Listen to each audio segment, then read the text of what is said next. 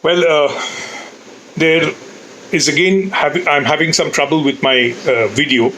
There are a lot of incoming calls and it's getting, disconnected. So let's hope there will not be any further disturbance. So let us continue with what we were talking about. So this man, Dr. John Creswell, uh, his video is discusses what mixed methods in research are, uh, and it's quite simply explained. It's not the usual, heavy stuff which we find in the research methodology books.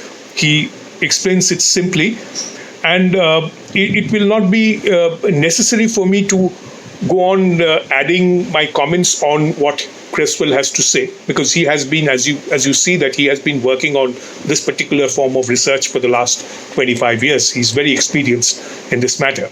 So what I need to add is a few words about his diagrams that he has given. A few diagrams are, simple. You will see what are the qualities, what are the plus points of qualitative research, what are the negative points of qualitative research in those diagrams, what are the positive points of quantitative research, what are the negative points. Those diagrams are simple, and also one diagram where he combines the qualitative research and the quantitative research with the qualities of the mixed research. So these simple diagrams, which come in the list of the notes that I have sent you, those diagrams are simple. But what is important is the latter part of his discussion, where he shows how how these mixed research are done. In fact, those areas are something new which you need to follow. You need to understand that we have explained the numerical method of quantitative research, the questionnaire method, the counting method, where you when you get those the questions done, and then how many of the people have said yes or no on how, and then you do the counting and evaluate the responses. That's the quantitative method. And then the quality part is trying to analyze these responses. These responses in the qualitative part, whether the responses you feel from different segments of the society, whether they are objective, whether they are unbiased. So all these things you will do in the qualitative part of your research from these answers that you get from your questionnaire.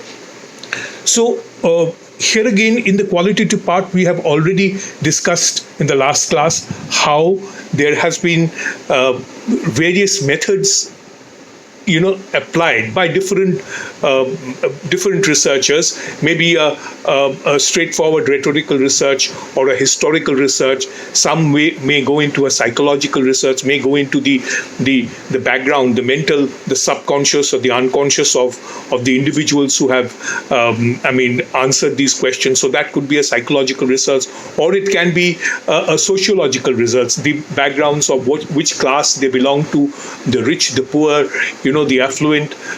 So these are, there can be sociological research. So you apply an ideological or a methodology which are generally accepted in the social science researches. That is the additional element that you add in a qualitative research. Now, Creswell shows that while you are following these methods of qualitative research and the quantitative research, this can go on independently, and then at the end you combine the two. You see a diagram where you follow the quantitative research process and then the qualitative research process, and then at the end you do the interpretation. They both are done simultaneously. That is one method. Then the second method could be you complete the quantitative method take that into the qualitative part, and then do a qualitative analysis of the quantitative material, or the inferences that you have gathered. That could be a second method. A third method can be, you first do the qualitative research, and then from the qualitative research you go to quantitative and make it a more objective kind of research. You will find three different separate diagrams of these final findings of your material that you have collected through different methods that you have collected, and that's how the three different kinds of methodology of mixed research are explained in those diagrams. So those are the little things which I have to add to Creswell's diagrams. They are simple, not very complicated. They try to follow those diagrams, and then if you have any problems in understanding, but remember, on the whole, the entire process is something new and something which if you don't understand at the very beginning, that may be quite confusing. I would suggest that you understand Creswell's speech or video in detail. The diagrams I have sent you along with them, study them, and if you have any questions, come back to me. There is no problem, because these are difficult areas. I have no problem explaining them again. Please try to have patience and do it, because now that you are at home, you have more time than, or more focused in your work than ever before. So do that work, finish it off. Once for all you have understood, then things become easier. So let us hope that you will do a good job, and I'm here for some more time before my computer. If you have now, start reading, and if you have any problems, come and ask me. I'm there.